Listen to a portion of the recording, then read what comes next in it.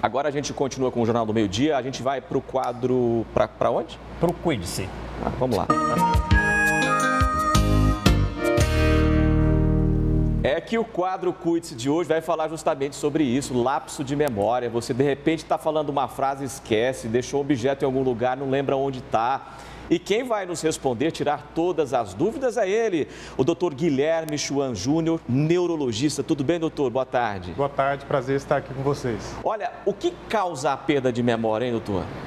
Olha, até vou suspirar porque é uma pergunta muito complexa, né? Muito difícil. A gente costuma dizer que a gente está vivendo numa pandemia, mas também uma epidemia de falta de memória. Quase todo mundo tem falta de memória em algum momento e as causas são diversas. As pessoas acham que o principal fator de perda de memória é a demência de Alzheimer, mas não é. Um dos principais fatores da falta de memória hoje em dia, principalmente em jovem, adulto jovem, é ansiedade, né? Ansiedade, depressão. Os transtornos psiquiátricos são os mais comuns causadores de problemas de memória hoje em dia. Existe essa história de memória fraca mesmo, ou esses problemas que o senhor elencou aí agora, aliado a outros, é que tem nos causado toda essa problemática de esquecimento? Perfeito.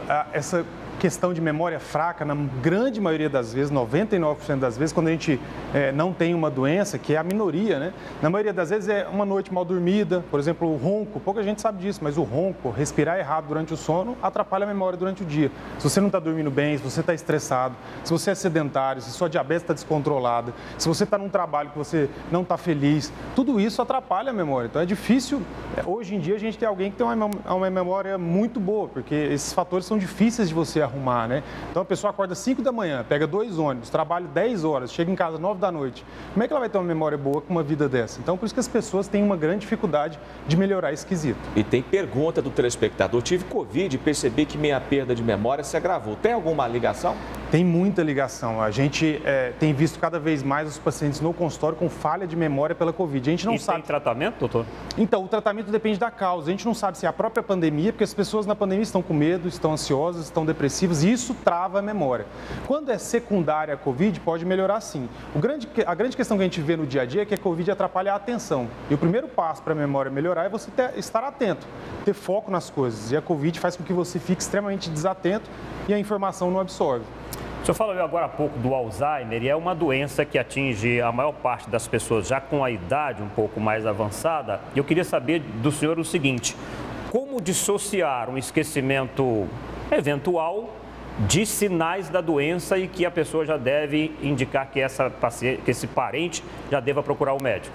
Perfeito. A demência de Alzheimer, ela não é só memória. Ela tem que ter, geralmente, memória, mas tem mais alguma coisa atrapalhando. O quê, Ou a por exemplo? linguagem, por exemplo, ela não consegue entender o que você está falando, ela tem dificuldade de completar uma frase longa, tem dificuldade executiva, que a gente chama, ou seja, o simples fato de cozinhar, toda aquela sequência, pegar o arroz, lavar o arroz, cozinhar, ela começa a perder isso, ela começa a se perder na própria região, às vezes voltar para casa, vai para casa de um filho e esquece onde é o cômodo do banheiro. Então, não é só memória, tem que ter uma alteração espacial ou de linguagem. Às vezes o humor, uma pessoa que sempre foi calma, de repente fica ansiosa, depressiva do nada, pode ser sintoma de Alzheimer. Então, quando isso começa a atrapalhar o seu dia a dia, a sua vida, de forma que você tem que estar sempre supervisionado, é para se preocupar e pensar nessa doença sim.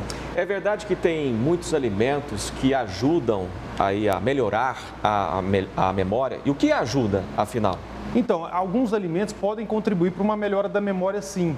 Tá? O problema é que essa alimentação é difícil da gente aplicar na vida real, que é uma alimentação lá do Mediterrâneo, que é azeite extra virgem, infelizmente o azeite está muito caro, castanhas, nozes, são muito caras para nós também. Uma alimentação com verdura, com fruta, sem agrotóxico, que é difícil. E algum exercício diário para melhorar a memória? O melhor exercício para a memória se chama exercício físico.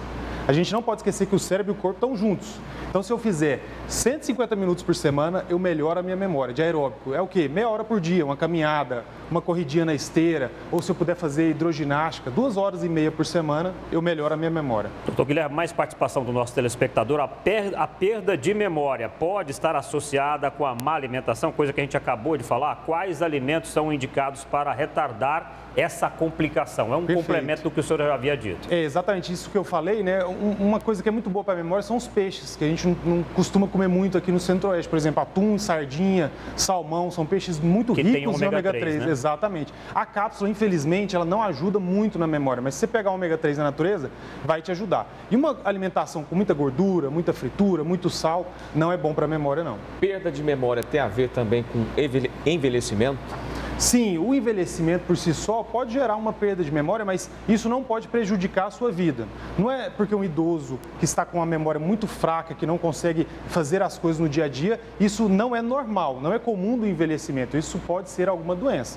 O esquecimento sempre vai ter, né? A gente com 70 anos não vai conseguir correr como a gente corria com 20 anos. Até nós mais novos aqui esquecemos. Exatamente, a gente que é muito novo, a gente também já tem uma dificuldade, né? E o envelhecimento também vai gerar isso. Doutor, esquecimento e amnésia são coisas distintas? São termos parecidos, né? Mas o esquecimento é um termo mais popular e a amnésia é um termo mais oficial, né? Um termo mais técnico. E aí essa amnésia tem vários tipos, para fato recente, amnésia para fatos antigos. Na demência, por exemplo, de Alzheimer, a gente perde mais a memória recente. Olha, boa tarde, trabalho à noite há 11 anos. Isso causa perda de memória? É o Ricardo Rodrigues. Ele disse também que não dorme direito.